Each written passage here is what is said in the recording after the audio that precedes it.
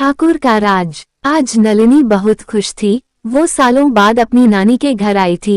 अब उसकी नानी तो जिंदा नहीं थी, लेकिन उसकी मामी और मामा अब भी थे। नलिनी मुंबई के एक बड़े से ऑफिस में काम करती है।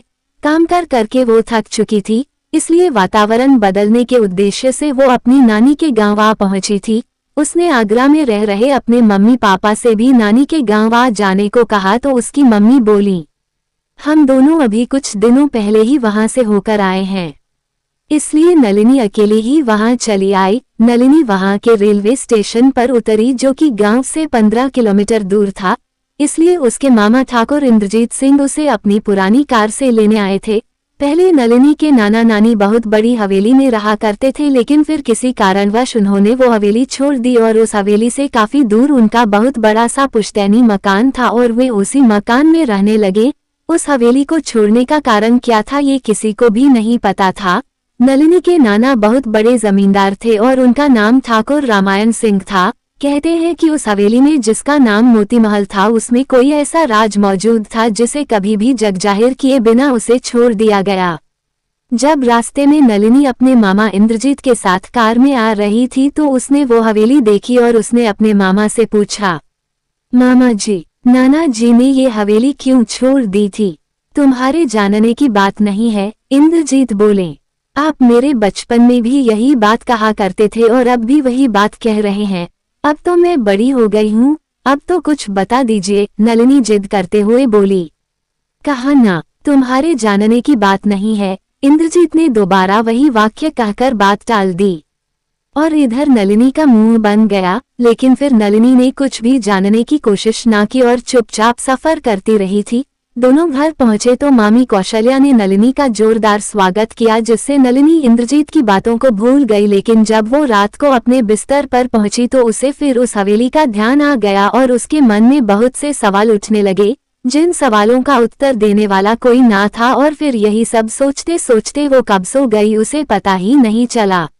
एकाएक रात को झटके से नलिनी की आंखें खुली और उसने अपने सामने एक विचित्र से इंसान को देखा, जिसके बड़े बड़े कान थे, लाल आंखें, हाथों के नाखून लंबे और दांत भी भेड़िए की तरह नुकीले थे। हल्की रोशनी में उसकी लाल लाल आंखें कंचों की तरह चमक रही थीं।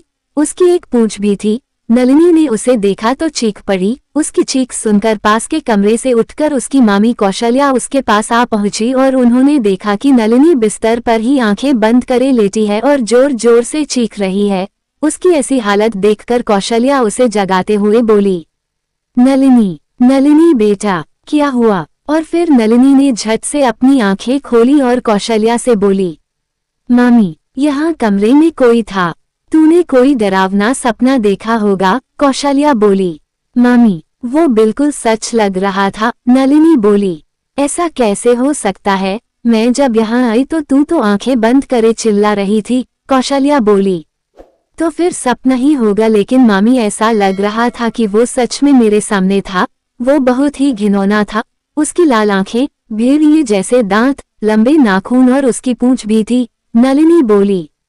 जब कौशल्या ने ये सब सुना तो उसके होश उड़ गए और उसके चेहरे का रंग उतर गया, लेकिन उसने नलिनी से कहा कुछ नहीं और केवल इतना ही बोली कि अगर तुम्हें डर लग रहा है तो चलो तुम मेरे कमरे में लेट जाओ, तुम्हारे मामा जी बैठक में सो जाएंगे। फिर नलिनी कौशल्या के संग उसके कमरे में सोने चली गई। सुबह हुई तो कौशल्या ने रात वाली सारी बात इंद्रजीत को बताई, तो वो भी ये सब सुनकर काफी परेशान हो उठा, लेकिन बोला कुछ नहीं। लेकिन फिर रसोई में दोनों पति पत्नी के बीच कुछ खुसर पुसर होती रही, जो कि नलिनी ने भी दूर से सुनी, लेकिन उसे समझ कुछ नहीं आया। अब नलिनी को वहां रहते 2 दिन हो चुके थे और आज की रात अमावस की रात थी, इसलिए कौशल्या ने नलिनी को सख्त हिदायत दी कि वो शाम से ही घर के भीतर रहे, भूल से आंगन में भी ना जाएं और उसे आज की रात आंगन वाले स्नान घर को इस्तेमाल करने की कोई आवश्यकता नहीं है। वो आज की रात मेहमानों वाले कमरे में रहेगी क्योंकि वहां अटैच बाथरूम है। ये सब हिदायतें सुनकर नलिनी हैरान थी और उसने इतनी हिदायतों की वजह कौशल्या से पूछी भी, लेकिन कौशल्या ने कोई जवाब ना दिया। नलिनी ने वही किया जो उससे कहा गया था। वो भी रात भर मेहमानों वाले कमरे से बाहर ना निकली और सुबह होते ही इंद्रजीत और कौशल्या हवेली जाने को तैयार खड़े थे। नलिनी ने कहा कि मैं भी चलूं वहां, तो इंद्रजीत ने नलिनी को साथ ले जाने के लिए इनकार कर दिया और नलिनी मायूस हो उठी। लेकिन नलिनी भी काफी जिद्दी थी, वो कहाँ मानने वाली थी। उन दोनों के जाते ही उसने एक रिक्शा किया और चल पड़ी हवेली की ओर। वो भी ये जानना चाहती थी कि आखिर बचपन से अब तक हो गया उसे मामा जी हवेली में जाने से क्यों मना करते हैं। वहाँ ऐसा कौन सा राज छुपा है। उसने हवेली के बाहर रिक्शा रुकवाया और चल पड़ी हवेली के भीतर। इंद्रजीत और कौशल्या हवेली के भीतर थे, इसलिए हवेली के दरवाजे अभी भी खुले हुए थे। वो भीतर पहुंची तो देखती है कि कौशल्या और इंद्रजीत किसी पूजा की तैयारी कर रहे थे और उन्होंने जैसे ही नलिनी को वहां देखा तो इंद्रजीत गुस्से से चीख उठा और नलिनी से बोला, मना किया था ना यहाँ आने को, फिर भी तुम यहाँ चली आई। आप लोग मुझे यहाँ आने से क्यों मना करते हैं? नलिनी ने पूछा। क्योंकि हम दोनों नहीं चाहते कि जो राज इस हवेली में सालों से दफन है वो तुम्हें पता चले, कौशल्या बोली।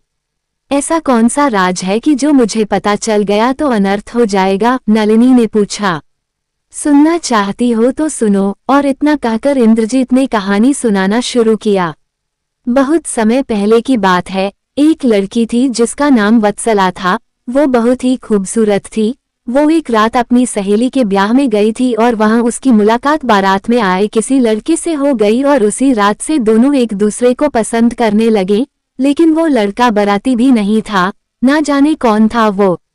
कुछ दिनों बाद उन दोनों की मुलाकातें भी बढ़ने लगी। वत्सला उस लड़के से मिलने जाने लगी तो उसके घर लौटने पर उसकी माँ पूछती कि कहाँ गई थी, तो वो कहती कि किसी सहेली के घर गई थी। जब वत्सला का उस लड़के से मुलाकातों का सिलसिला बढ़ने लगा तो माँ को संदेह हुआ और उसने वत्सला की सहेलियों से पूछताछ की तो पता चला कि वो किसी सहेली के घर नहीं जाती, वो तो किसी और से मिलने जाती है। इसलिए एक रोज वत्सला की माँ ने उसका पीछा किया।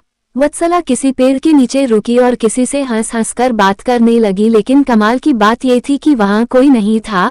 अगर वहाँ कोई नहीं था तो वत्सला किससे बात कर रही थी, और ये बात वत्सला की माँ को हैरान गई और उसने ये बात अपने पति से कही। और फिर दूसरी बार माँ पिता दोनों ने वत्सला का पीछा किया और इस बार भी वत्सला ने वही किया, लेकिन वो जिससे बात कर रही थी वो दिख ही नहीं रहा था। अब वत्सला के माँ बाप को अपनी बेटी की चिंता हुई और उन्होंने किसी तांत्रिक को बुलवाया।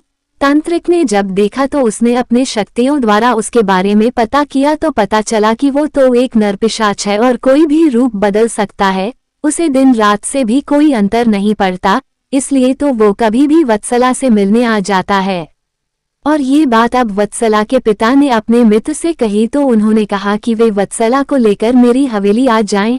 मैं एक अघोरी बाबा को जानता हूँ जो वत्सला का पीछा उस पिशाच से छुड़वा सकते हैं। वत्सला के पिता वत्सला को धोखे से अपने मित्र की हवेली ले आए और वो नरपिशाच भी वहां मनुष्य रूप में आ पहुंचा, लेकिन अघोरी बाबा ने उसे पहचान लिया और उसे अपनी शक्तियों द्वारा एक कांच के मर्तबान में कैद कर दिया और उस मर्तबान को उसी हवेली के तहखाने में रखवा दिया गया। वत्सला उस नरपिशाच से बहुत प्रेम करने लगी थी और अपनी शादी कहीं और तय होती देख उसने आत्महत्या कर ली। मरने के बाद वत्सला की आत्मा उस हवेली में नरपिशाच से मिलने आने लगी, इसलिए फिर ठाकुर साहब उस हवेली को छोड़कर अपने पुश्तैनी मकान में रहने लगे। बाद में वत्सला की आत्मा ने उस मर्तबान को तोड़ दिया जिससे वो नरपिशाच बाहर आ गया।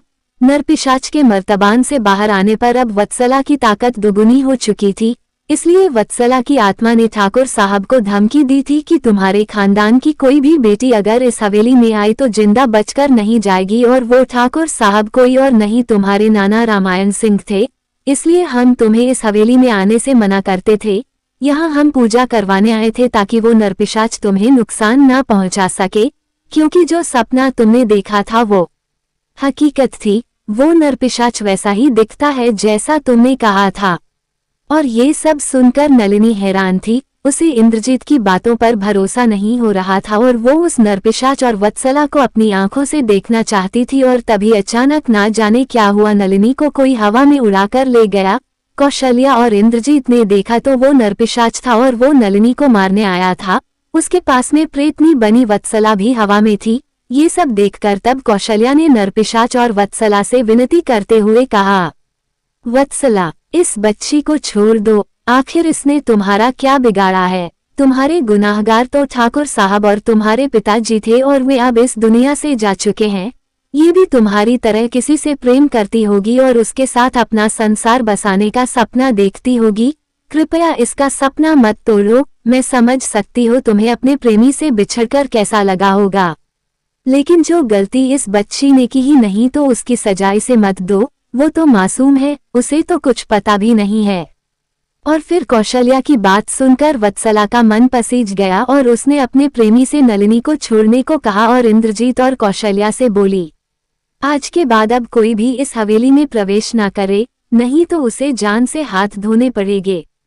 और फिर कौशल्या और इंद्रजीत अपने संग नलिनी को लेकर घर चले आए और फिर नलिनी ने दोबारा उस हवेली में जाने की बात नहीं कही क्योंकि वो अब ठाकुर का राज जान चुकी थी।